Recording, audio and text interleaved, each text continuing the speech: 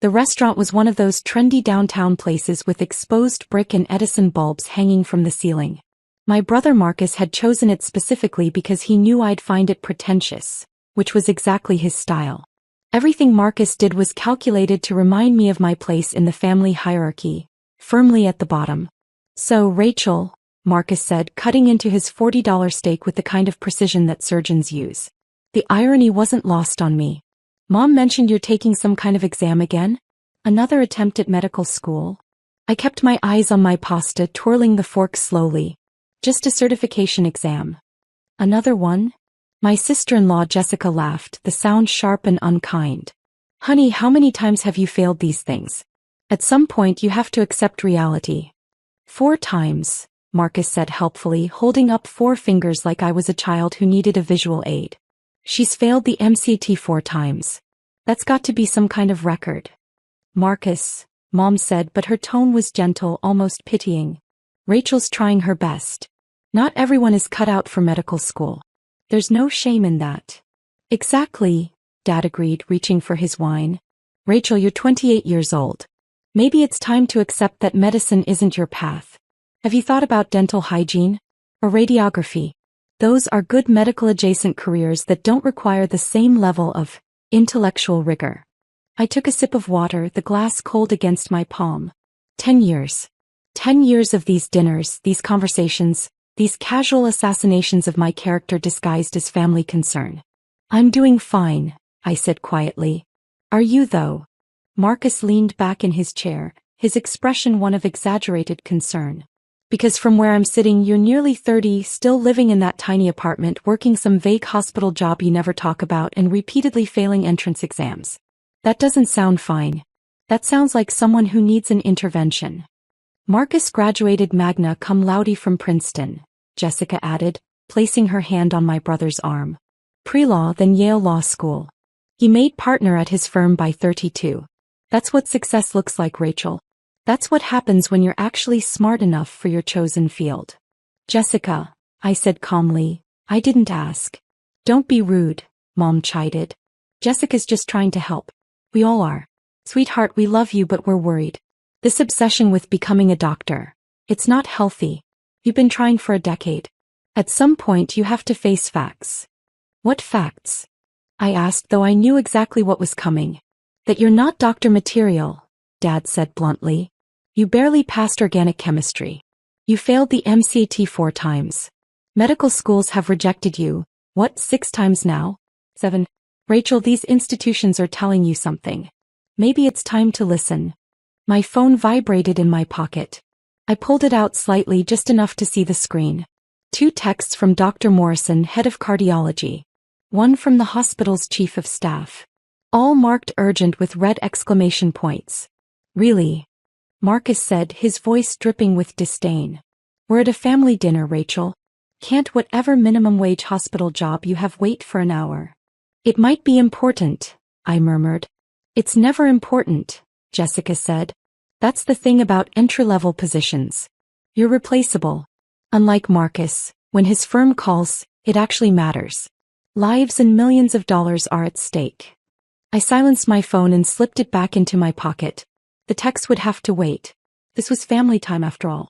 This was what I'd driven across town for on a Friday night. To be reminded that I was a disappointment, a failure, someone who couldn't cut it in the field I'd supposedly chosen.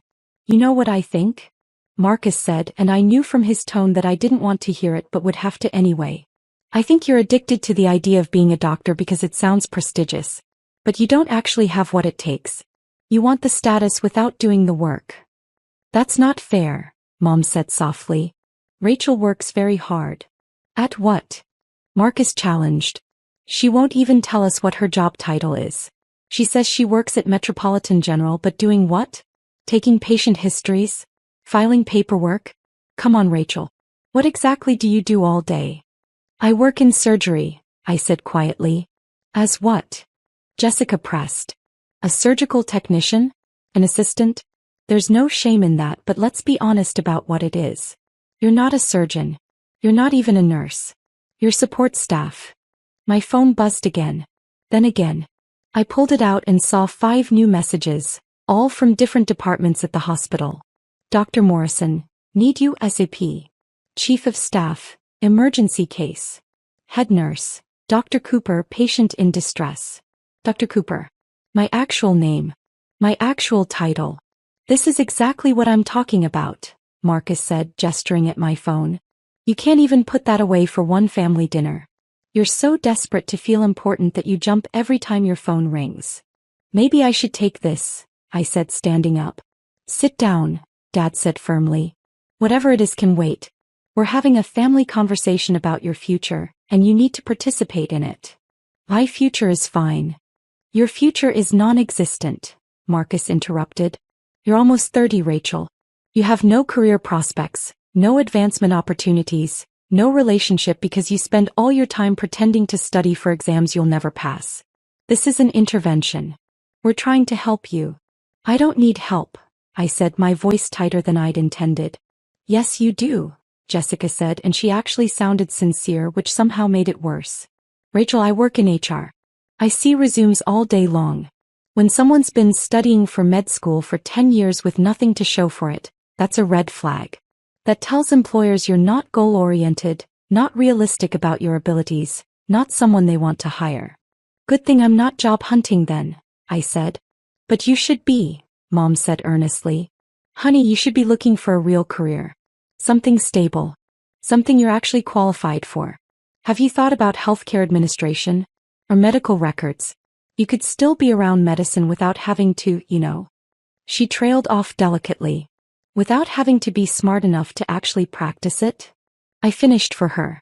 Don't put words in my mouth, Mom said, looking hurt. I'm trying to be supportive. This is support? I asked quietly. Telling me I'm not smart enough, not qualified enough, not good enough? It's called being realistic, Marcus said. Look, I get it. You want to be a doctor. That's admirable. But wanting something doesn't make you capable of achieving it. I want to be an astronaut, but I don't spend 10 years failing NASA applications and calling it dedication. Marcus is right, Dad said. Rachel, you need to let this dream go. It's becoming pathological. You're wasting your life chasing something you'll never catch. My phone started ringing. Dr. Morrison's number. I declined the call, but immediately another came through from the ER. Answer it, Marcus said with exaggerated magnanimity. Clearly your filing job needs you urgently. We'll wait. I answered the call, turning slightly away from the table. Dr. Cooper. Dr. Cooper, thank God. It was Dr. Morrison, and his voice was tight with urgency. We have a critical situation. Marcus Foster just came into the ER with severe chest pains. EKG shows ST elevation. We're looking at a major myocardial infarction. He needs immediate catheterization, possibly emergency bypass. I need you here now. The restaurant suddenly felt very far away. Marcus Foster. You're certain? Positive. 34-year-old male, attorney. Wife says he's been having chest pains all evening but refused to come in until they became unbearable. Dr. Cooper, his LAD is almost completely blocked. If we don't operate in the next hour, we're looking at massive cardiac damage or death. I closed my eyes briefly. My brother. My insufferable, condescending brother who'd spent the last hour explaining why I'd never be a doctor. The universe had an incredible sense of timing. I'm 15 minutes away, I said. Prep the cath lab. Get the surgical team ready. And Dr. Morrison? Make sure someone explains to the family exactly what we're dealing with. Complete transparency. Understood. The wife is here, Jessica Foster. Should I mention you're the surgeon? Not yet. I'll handle that when I arrive. I ended the call and turned back to the table. Everyone was watching me with varying expressions of annoyance and impatience. I have to go, I said simply. There's an emergency. Of course there is, Marcus said, rolling his eyes. Let me guess, they need someone to sterilize equipment? File some urgent paperwork. Something like that, I said, grabbing my coat. This is ridiculous, Jessica said. Marcus is trying to help you and you're running away from the conversation. I'm not running from anything, I said. I have an emergency at the hospital. They have other staff, Dad said dismissively. Whatever menial task they need you for, someone else can handle it. This one requires me specifically, I said, already moving toward the door. Wait, Mom called. Rachel, please, We're just trying to help you. Can't you see that? I paused at the door looking back at my family. Mom's concerned face. Dad's disappointment. Jessica's pity. And Marcus, my brother, sitting there with his Princeton degree and his Yale law credentials and his absolute certainty that he was better than me in every measurable way. I see exactly what you're trying to do, I said quietly. I've seen it for 10 years. But I really do have to go. Enjoy your dinner. I heard Marcus mutter something about drama queen as I left, but I was already out the door, already calling my driver to bring the car around, already mentally preparing for the surgery ahead. The drive to Metropolitan General took 12 minutes. I used every second of it, reviewing Marcus's likely condition in my head, considering surgical approaches, calculating risks. A major LAD blockage in a 34-year-old meant there were probably underlying factors: stress, poor diet, possibly genetic predisposition. I'd have to review his full medical history. My phone rang continuously. Dr. Morrison updating me on Marcus's deteriorating condition. The anesthesiology team confirming readiness. The cath lab coordinator verifying equipment. Through it all, I maintained the calm that had gotten me through hundreds of surgeries, thousands of critical decisions. Dr. Cooper, the security guard said as I entered through the physician's entrance. Heard about the Foster case. Good luck. Thanks, James. I changed into scrubs in my private office. The corner office on the cardiac floor with floor-to-ceiling windows overlooking the city. The walls held my credentials. MD from Stanford, cardiothoracic surgery residency at Johns Hopkins, board certifications in both cardiac and thoracic surgery, the Distinguished Service Award from the American College of Surgeons. 10 years of work of building Metropolitan General's cardiac program from good to exceptional. But my family had never seen this office. They'd never seen any of it. For 10 years I'd kept my professional life completely separate from my family, specifically to avoid conversations like the one I'd just left. If they didn't know I was a surgeon, they couldn't mock my failures or diminish my achievements. They could just think I was a failure, period, and I could ignore them while I saved lives. Dr. Morrison met me outside the cath lab. He's stable for now, but barely. The blockage is severe, 95% occlusion of the LAD. We're looking at emergency CAB if the angioplasty doesn't work. What did you tell the wife? Just that he needs immediate intervention and that we're waiting for the chief of cardiac surgery to arrive. He's terrified. Keeps asking why there's a delay, why we can't just start. There's no delay now, I said. Let's go. I scrubbed in methodically, the familiar ritual centering me. Through the window into the cath lab I could see Marcus on the table, unconscious, vulnerable. All his confidence and condescension stripped away, reduced to a body with a failing heart that needed my expertise to survive. The irony was almost too perfect. Dr. Cooper, one of the residents said nervously, I've never seen an LAD blockage this severe in someone this young. What's our approach? We attempt angioplasty first, I said calmly. But be prepared for emergency bypass. Have the surgical suite on standby. This could go either way. The procedure took 3 hours.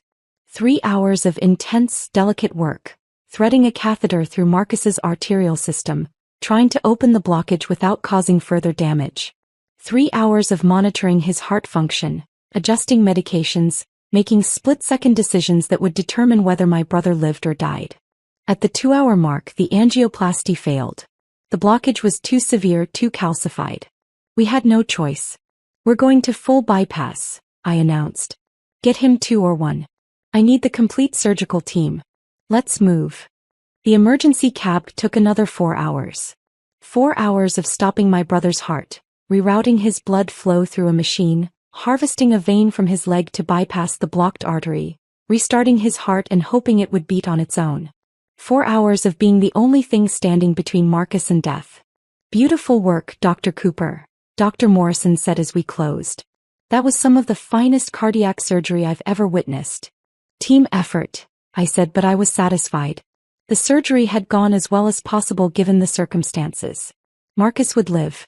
He'd need months of recovery and significant lifestyle changes, but he'd live. I stripped off my surgical gloves and headed to the waiting room where Jessica was pacing frantically. My parents had arrived at some point. I could see them through the window, sitting together on the institutional chairs, looking older and more frightened than I'd ever seen them. Jessica saw me first. She rushed over, her face blotchy from crying. Are you a doctor? Is Marcus okay? They won't tell me anything, just that the chief of cardiac surgery is operating on him. Is he alive? Please tell me he's alive. Marcus is stable, I said gently. The surgery went well. He had a severe blockage in his left anterior descending artery, the widowmaker we call it.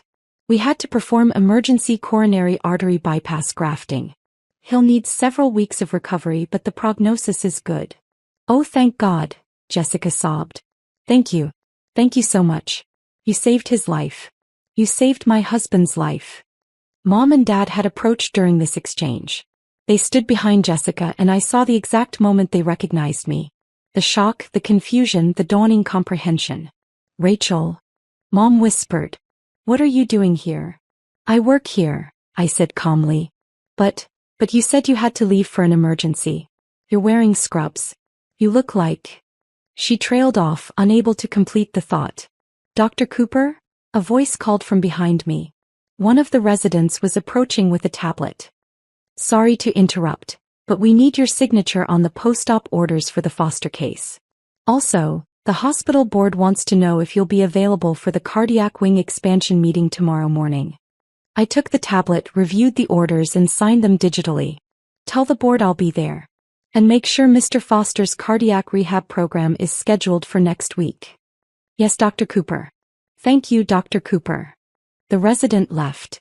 My family stood frozen, staring at me like I'd suddenly transformed into a different person. Dr. Cooper? Dad repeated faintly. That's my name, I confirmed. Dr. Rachel Cooper, Chief of Cardiac Surgery at Metropolitan General Hospital. I've held that position for the last 6 years. That's impossible, Jessica said, but her voice lacked conviction. Marcus said you work in the hospital, but you're not a doctor. You failed the MCAT 4 times. I never took the MC, I said quietly. I didn't need to. I got into Stanford Medical School on early acceptance when I was 20. I graduated at the top of my class 4 years later. I completed my cardiothoracic surgery residency at Johns Hopkins. I've been a practicing cardiac surgeon for 8 years. But... Mom's face was crumbling. But you said you were taking certification exams. You said you failed medical exams. I never said any of that, I corrected gently. You assumed. I was taking board recertification exams. Standard procedures that all surgeons undergo every few years. I've never failed a single one. But every time I tried to explain, you talked over me, told me I was delusional, suggested I give up on my fantasy of being a doctor. The MCT failures, Dad said slowly. Marcus said. Marcus was wrong, I said. He saw some mail from the American Board of Thoracic Surgery and assumed it was MCT results. I tried to correct him, but he was already laughing about it, already telling the family I'd failed again.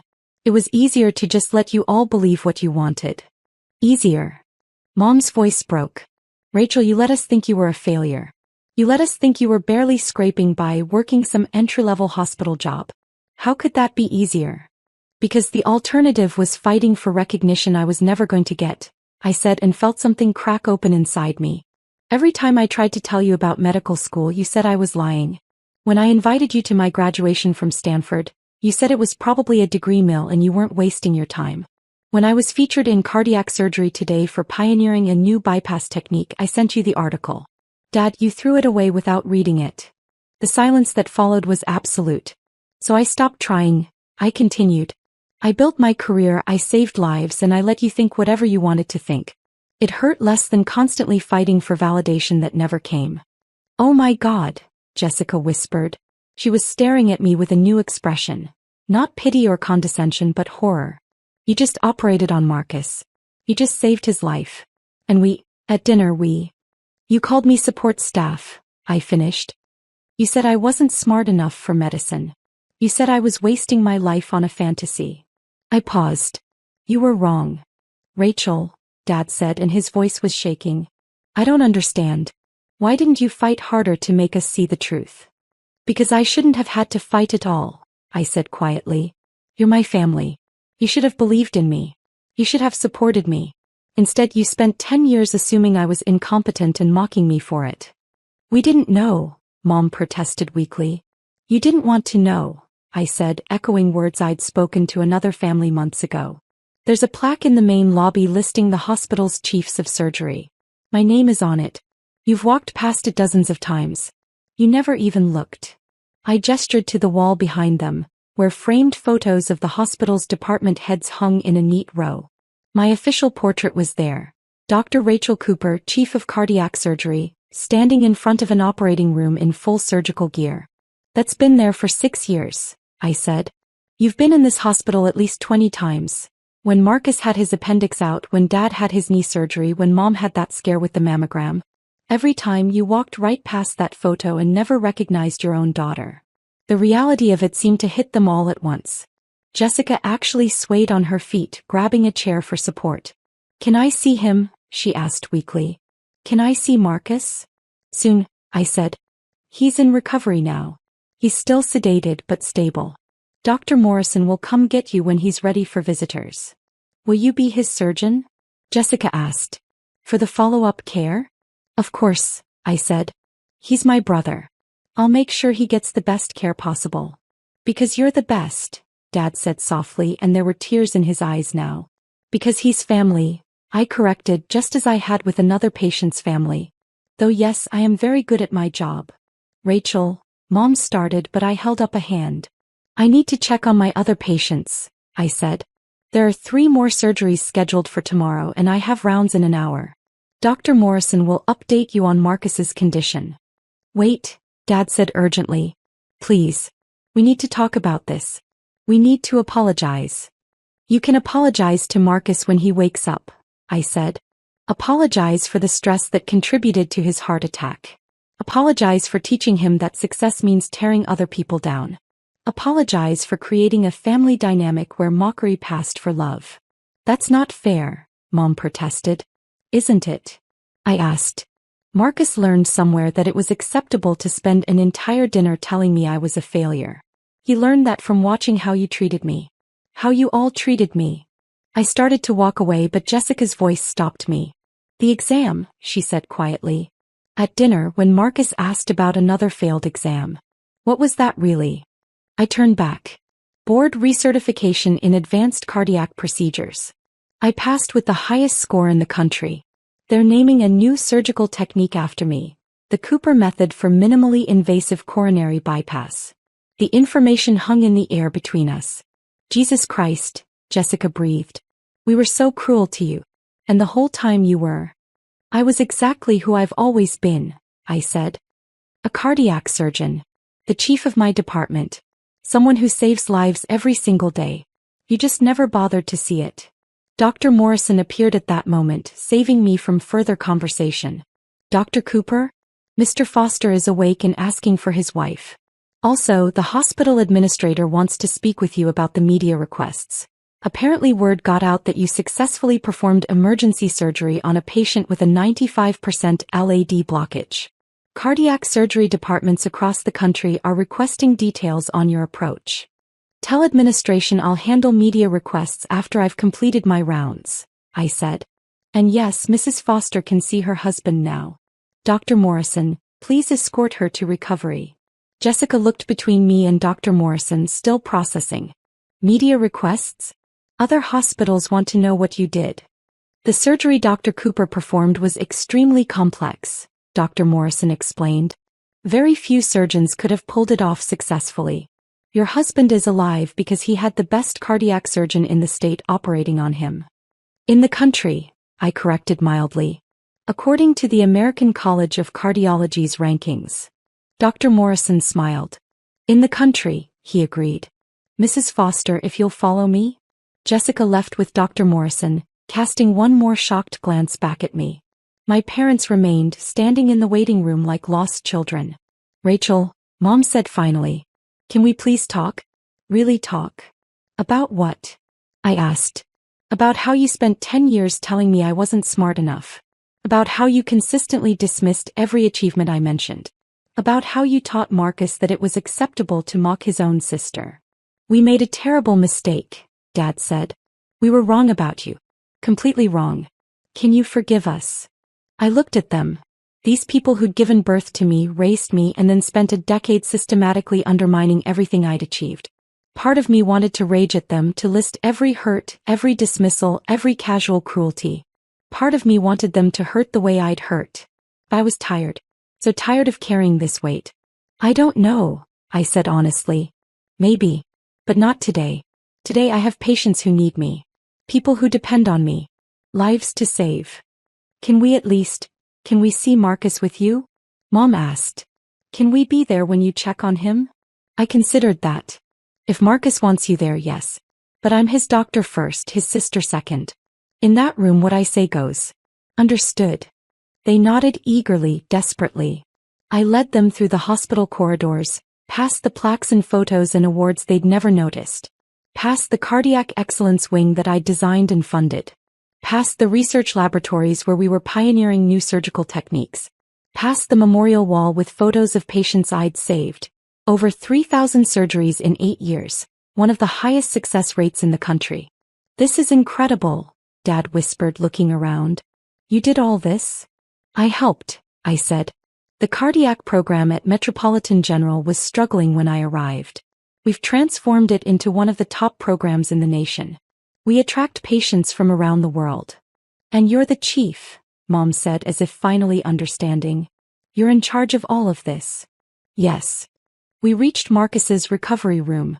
He was awake, pale and weak but alive. Jessica was holding his hand, crying quietly. Marcus's eyes found mine when I entered. Rachel. His voice was hoarse from the breathing tube. What are you doing here? I'm your surgeon, I said simply. I performed your emergency coronary artery bypass grafting approximately 3 hours ago. You had a 95% blockage in your left anterior descending artery. We had to harvest a saphenous vein from your left leg to create a bypass around the blockage. Marcus stared at me. You're my surgeon? I'm the chief of cardiac surgery at Metropolitan General, I said. I have been for 6 years. Before that, I completed my residency at Johns Hopkins after graduating from Stanford Medical School. But, Marcus looked confused, disoriented. But you failed the MC, you said. I never took the MC, I interrupted gently. I was accepted to Stanford on early admission. I graduated at the top of my class. I've never failed a medical exam in my life, Marcus. You just assumed I had, and I was too tired to keep correcting you. I watched the realization wash over his face. The memories of every mocking comment, every dismissive laugh, every casual cruelty. All of it directed at the person who'd just saved his life. Oh God, he whispered. Oh, at dinner I said. You said a lot of things, I agreed. You said I wasn't doctor material. You said I was wasting my life. You called me support staff. You spent an hour explaining why I'd never be good enough. I was wrong, Marcus said, and tears were streaming down his face now. I was so wrong. You just saved my life. You're a surgeon. You're the chief of surgery. How could I have been so blind? Because you wanted to be, I said quietly. Because it made you feel superior to think you were the successful one, the smart one, the one who made something of himself. It was easier to mock me than to actually see me. I'm sorry, Marcus said, his voice breaking. I'm so sorry. For everything. For all of it. I pulled up his charts on the tablet, reviewing his vitals. Your heart function is stable. The bypass is holding well. You'll need to stay in the ICU for at least 48 hours, then move to the cardiac recovery wing. You're looking at 6 weeks of rest, followed by 3 months of cardiac rehabilitation. Rachel, Marcus said urgently. Please. I know I don't deserve your forgiveness. I know I was horrible to you. But please, can you ever forgive me? I looked at my brother. The golden child, the successful one, the Princeton graduate who'd spent years making sure I knew I'd never measure up. Now broken and vulnerable, dependent on my expertise for his survival. I'm your doctor, I said finally. I'll make sure you receive the best possible care. I'll personally oversee your recovery. I'll do everything in my power to ensure you live a long, healthy life. But as my sister? Marcus asked. Can you forgive me as my sister?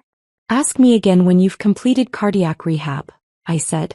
Ask me when you've had time to think about why you needed to tear me down to feel good about yourself. Ask me when you're ready to actually see me as I am, not as you wanted me to be.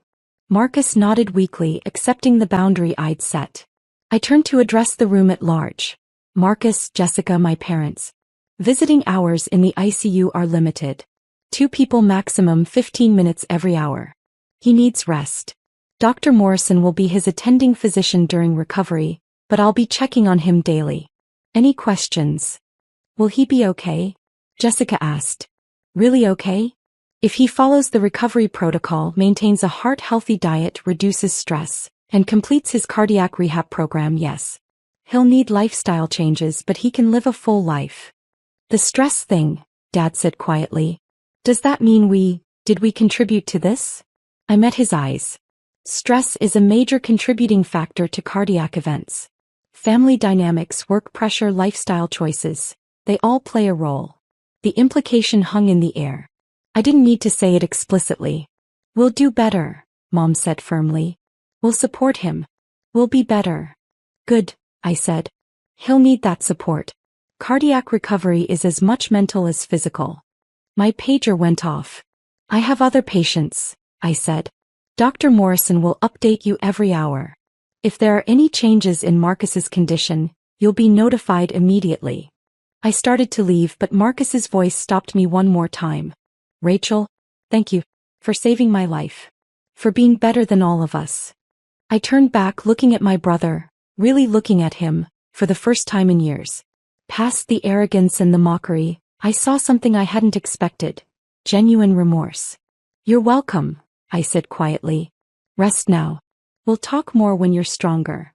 I left the recovery room and made my way to the surgical floor, where 3 more patients awaited my rounds. A 72-year-old grandmother who needed a valve replacement. A 50-year-old teacher recovering from a double bypass. A 45-year-old father of 3 awaiting evaluation for a potential transplant. Lives. People who depended on me, who trusted me, who believed in my expertise without question.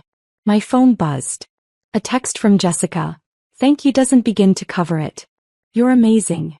Then one from Mom. Can we talk tomorrow? Please. Then Dad, I'm so proud of you. I should have said that years ago. I stared at the messages for a long moment, then pocketed my phone. The words were nice, but they were just words. Proving themselves would take time, effort, consistency. Maybe they'd do it. Maybe they wouldn't. Either way, I'd be fine. I stopped at the window overlooking the city, the lights stretching out in all directions. My hospital. My department. My patients. My life's work. Dr. Cooper? One of the residents appeared beside me. Mrs. Henderson in room 412 is asking for you.